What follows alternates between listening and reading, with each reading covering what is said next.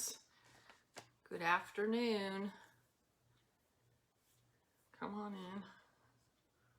I guess you can see me okay today if you can see my gray hair. Starting a little later today only because I've been dealing with sick kids for the last few days. First my daughter, who's 17, and then it hit Pearson and Levi, so they're pretty sick right now. Dad's taking care of them, so welcome to Dolls and Coffee. Hope everyone has a nice hot cup of coffee. My name's Bobby Barfoot. I am the artist for 13 years now at Barfoot Babies, and the owner of REBORNS, which produces vinyl and silicone kits. Today I wanted to talk about handling reborns and just kind of, I guess, different issues with handling them. In general, in the beginning, reborns were meant to be collectibles. I know these days there's been a kind of a blending of play dolls and reborns, and it kind of confuses the art behind it. So the opinions expressed in this program are my own, but I just wanted to give my opinions and my thoughts on reborns and handling them and kind of what they're meant for. For me, I don't overhandle the dolls that I collect because I've seen the damage that can happen when they're overhandled. I know they're wonderful to hold and to cuddle and for therapy and all of that great stuff, and I love holding my babies. I just don't hold them all the time because I view them as essentially 3D art, so a canvas but 3D. So just like I wouldn't go rub a painting in my house, I don't want to overhandle them because they are painted and it can be damaged. So my personal view is that reborns are more for collecting, and definitely targeted more towards adults. I know initially the art behind this was not targeted towards young children. Anyone that's had kids knows that kids are rough on things, be it toys, clothing, shoes. They're pretty rough on things. So I view them more as collectible for adults. And there's a reason that as adults, we're not supposed to sell to minors. We don't know. I had actually read something not too long ago about somebody or a company.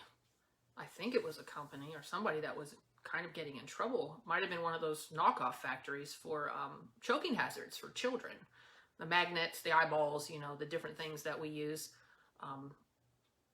You know, we don't know the background on, most people don't know the background on what's legal and not legal, and as far as what's safe for kids. So we always have to be careful and not market towards children, and market towards, you know, the adult crowd.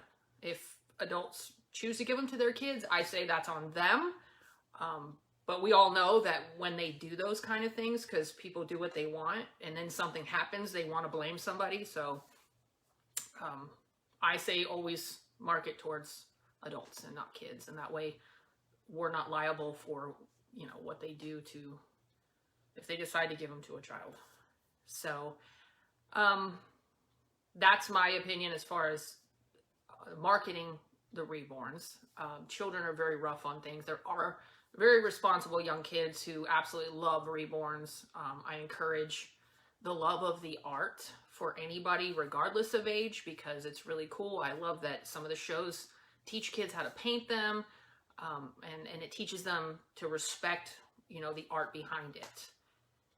One of the other things I wanted to talk about was, you know, the texturing, the sealing.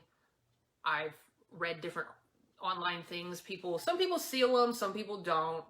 A lot of times I think it depends on the type of paint you use and the process that you use to paint them. Sealing for a lot of people is totally for texture and giving the skin like a texture. For other people, it's to seal the paint on, and it makes it I guess, feel more permanent to them. I think if you're using a permanent paint, you should not have a problem with damage to your dolls as long as they're not being overhandled. But I think even a baby that's sealed can be overhandled and damaged. I've seen it happen. So I think sealing as far as texturing is more of a preference. I know that when I paint hair, because I exclusively paint hair, I seal the head after I paint the hair, because I know that's a part of the body that's, you know, people put hats on and off and it gets touched a lot. So I'm hoping that helps, you know, avoid the damage, if there's going to be damage. Dark clothing is something that if you're more experienced, you understand that dark clothing, especially stuff that's not been washed, the dye from the clothing can actually transfer onto the doll. So a lot of people will post a picture and it you know, you can see that there's a blue or black mark or even red on the reborn skin, and they say, oh my gosh, how do I get this off? And it stains the vinyl, and you know, there's different things we can do to try to get those stains out, but a lot of times it's in there because it actually gets into the vinyl. So if you're a collector, do not use dark clothing, black, dark blue, dark red, anything dark like that, especially if it's not washed.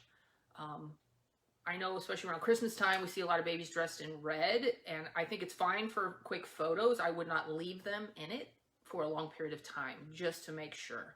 And that goes with hats too, and mittens, anything that's dark. I do know that there's some sort of reaction, excuse me, if you know, touch vinyl and silicone together. It creates a weird, sticky, greasy, weird mess. So if you do have vinyl reborns and silicones, I wouldn't keep them together, like touching each other. I've not personally had an issue because I keep mine separate, but I've seen photos and things of people that didn't know kind of what happened. I think there's some sort of reaction between the two mediums that they just don't like each other. Sunlight is another thing. We have to be careful with the reborns to keep them out of direct sunlight for long periods of time. People take their babies out, that's fine. Just, I wouldn't leave it in your car, because then you're exposing it not only to sunlight, but in the summertime, excessive heat, which can warp the vinyl over time. I wouldn't, plus it causes issues with cops thinking there's a real baby in the car, busting out your window, and then you're in trouble.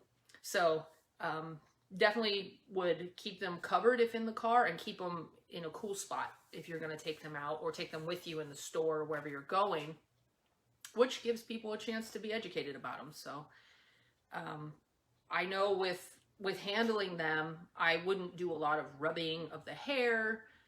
We do seal the hair from the inside when it's rooted, but it doesn't mean that it can't come out with, you know, constant rubbing and moving and brushing and things like that. So you just have to treat them very gentle, like a real baby. And make sure that you're brushing hair softly. A lot of people use real soft toothbrushes, baby brushes, things like that. I wouldn't ever wet a reborn, especially after it's assembled. Some people have asked me about piercing the ears. A lot of times the earlobes are very close to the head.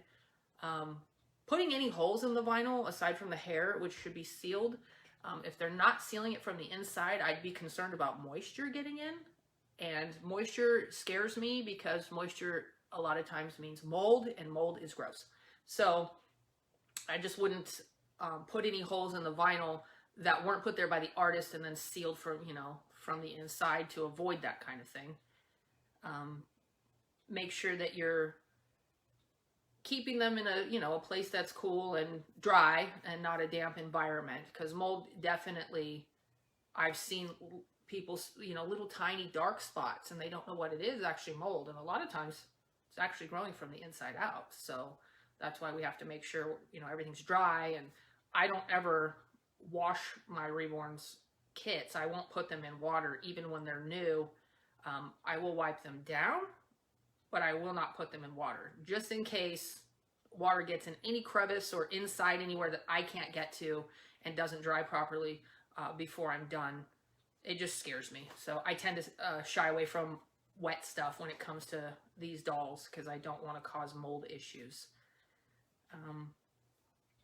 I guess there's not a whole lot more to say about that other than handle your reborns very carefully. Treat them like, you know, they're real. I wouldn't carry them by an arm or a leg because although we, you know, zip tie them on pretty tight, some are tied with string, they can come off. Not impossible to put them back on, but just an inconvenience. So if you're a collector, you know, handle them carefully. I wouldn't pick them up by an arm or leg or the head or anything.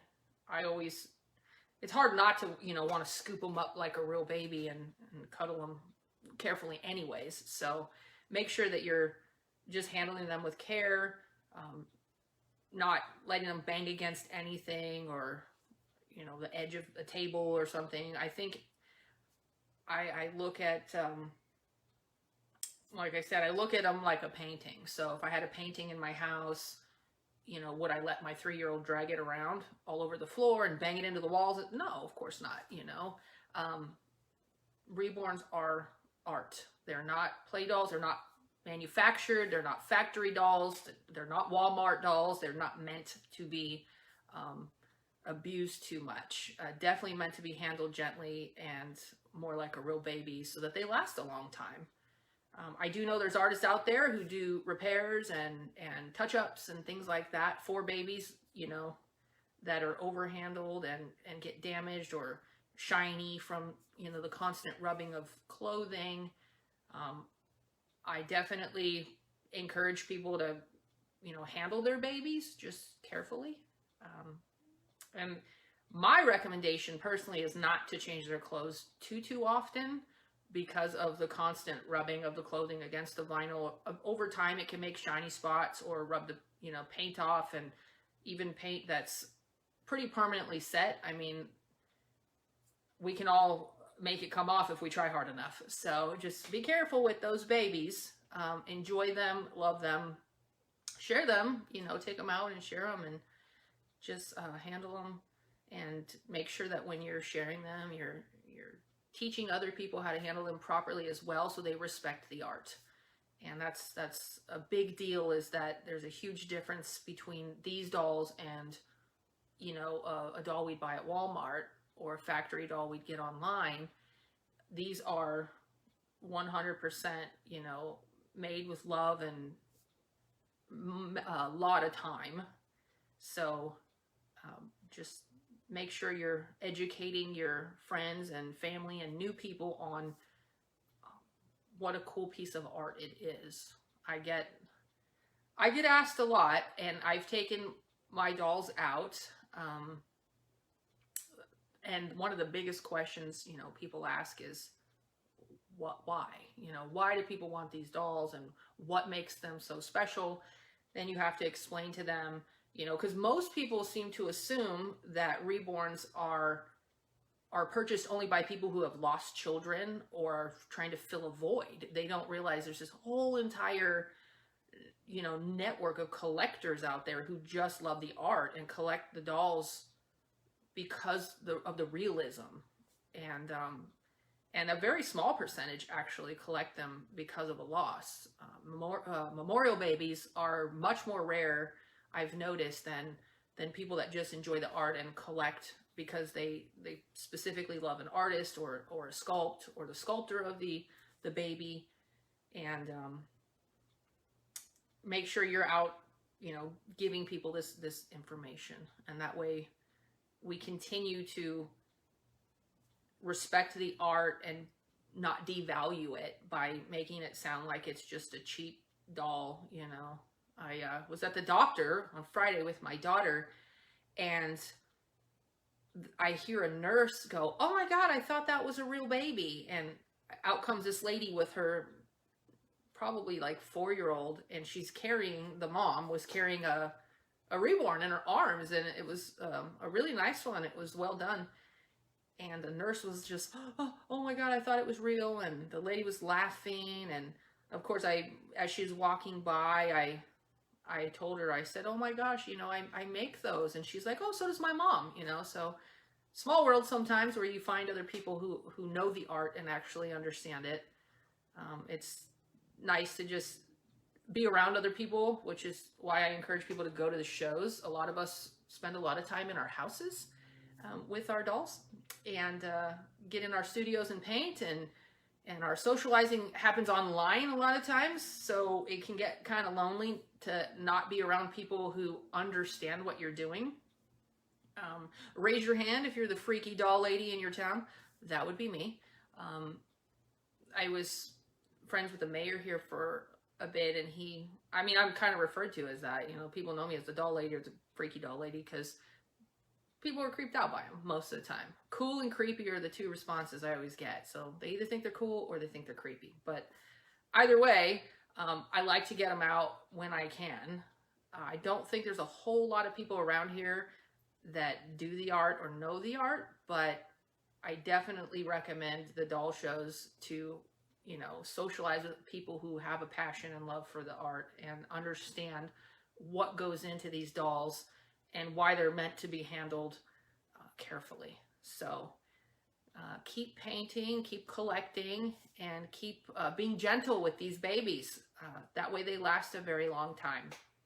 And I am off to get my daughter from school, and then I need to Lysol my house so that when Pearson and Levi come back, they don't get any more sick than they already are.